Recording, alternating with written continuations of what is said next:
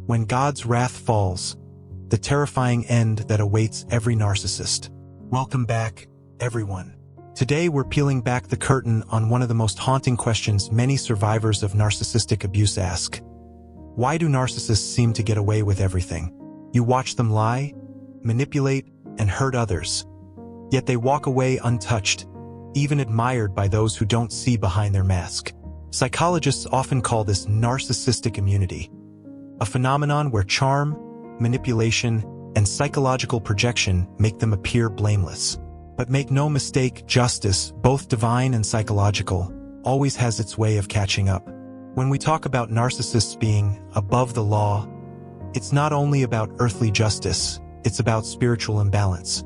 Narcissists operate from a deep void within themselves. As clinical psychologist Dr. Ramani Durvasula explains, narcissists are driven by ego fragility, not true confidence. Their arrogance and deceit are shields for deep shame and insecurity. In the Bible, we see this mirrored perfectly in the story of Jezebel, the infamous queen whose beauty and power masked her ruthless need for control. Much like the modern narcissist, she demanded worship, not of God, but of herself. Her story is not merely historical. It's a psychological portrait of pathological pride. Narcissists, like Jezebel, construct false idols, their inflated self-image, and expect total devotion from those around them. Psychologists describe this as narcissistic mirroring. They see others not as people, but as reflections to affirm their superiority. This is why relationships with narcissists feel suffocating. You are not loved, you are used to uphold their illusion. And this illusion is the very thing that stands in direct opposition to divine truth. The Bible teaches that only God deserves worship, yet narcissists crown themselves as gods in their own fragile kingdoms. What's fascinating and tragic is that divine justice often begins quietly. God's patience mirrors the therapeutic process of awareness.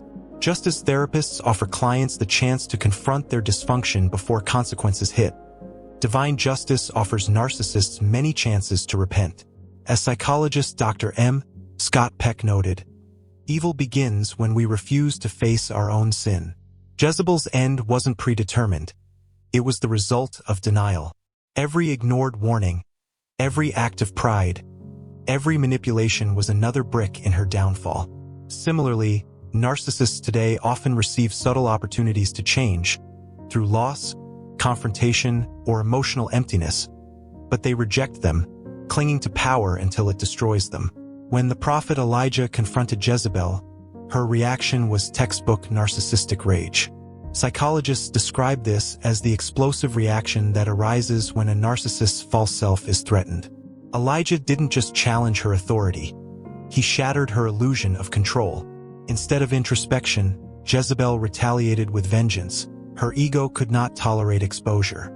In therapy, this same dynamic plays out when narcissistic individuals lash out at those who hold them accountable.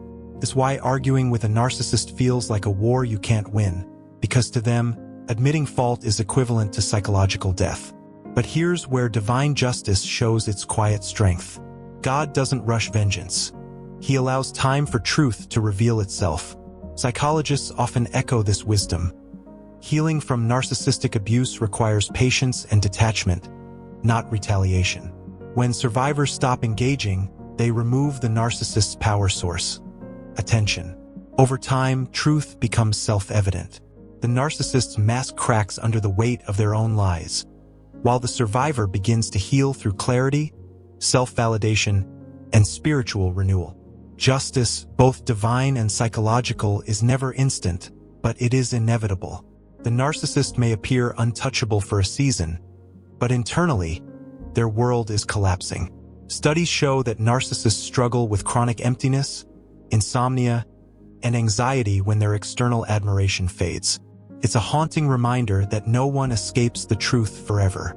In contrast, survivors who turn to self-reflection, faith, and therapy often emerge stronger, more grounded, and spiritually awakened.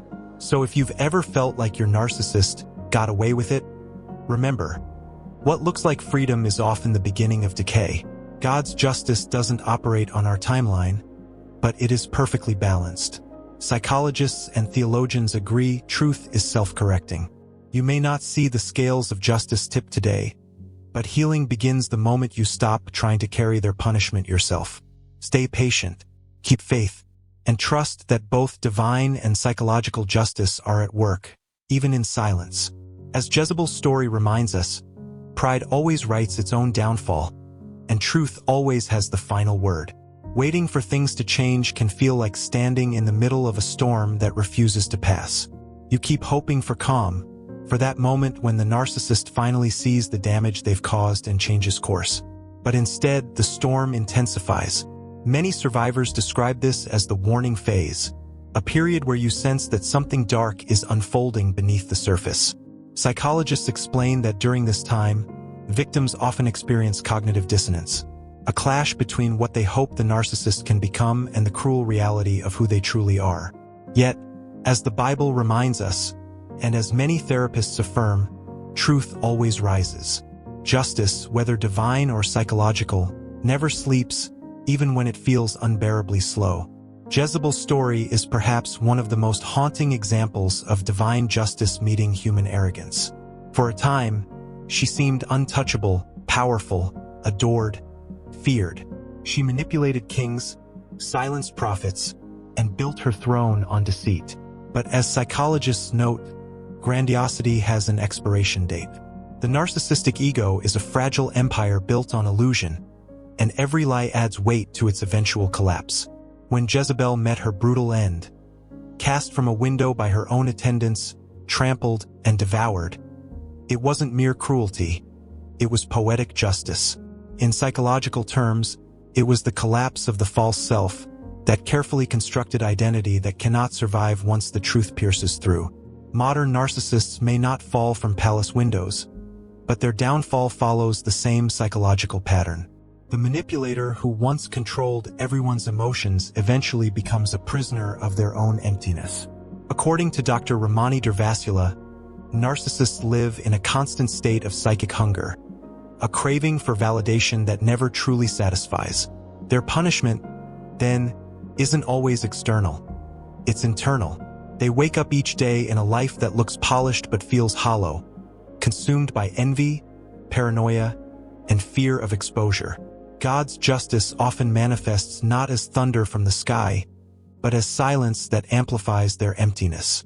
For many narcissists, aging becomes the great equalizer. As time erodes beauty, status, or influence, the very tools they once used to manipulate begin to fail them. Psychologists describe this as narcissistic depletion, a psychological unraveling that occurs when the supply of admiration runs dry. They lose control not because the world turns against them, but because the illusion they built can no longer sustain itself. Spiritually, this is where divine patience meets divine consequence. God allows them to live long enough to face the mirror of their own creation. And in that reflection, they see not glory, but the monster of pride they once refused to confront. It's tragic, really. Behind their arrogance lies a soul haunted by its own emptiness. Every relationship they sabotage, every heart they break, every manipulation they orchestrate, all of it stems from the same wound, a desperate fear of being insignificant. Psychologists trace this to early experiences of shame, neglect, or conditional love. But as the Bible teaches, no one escapes the fruit of their own actions. The narcissist's hell isn't a fiery pit. It's a life spent chasing admiration that can never fill their spiritual void. They are trapped in an endless loop of needing others yet destroying anyone who gets close. And while it may seem that they have it all together, that facade is brittle. Over time, their audience thins out. Friends distance themselves. Family stops answering calls. Even their children, once manipulated into loyalty, begin to see through the performance. Therapists often call this the narcissist's social extinction, a point where their charm no longer works because too many people have seen the truth. In divine terms, this is revelation, the moment when false idols crumble and truth stands uncovered. For the victims, watching this process unfold can bring a strange mix of sorrow and relief. You realize that justice doesn't always roar. It sometimes whispers. God's justice isn't hurried, but it is flawless. Psychologically, the best thing a survivor can do is to release the need for revenge. According to trauma specialists, healing begins not when the narcissist pays, but when you stop paying emotionally. Detachment, therapy, prayer, and boundaries become the tools of divine recovery. You begin to see that the real victory isn't in their downfall, it's in your restoration. So if you've ever wondered whether the narcissist in your life will face consequences, the answer is yes, but not always in the way you expect. Their punishment is internal decay, yours is rebirth.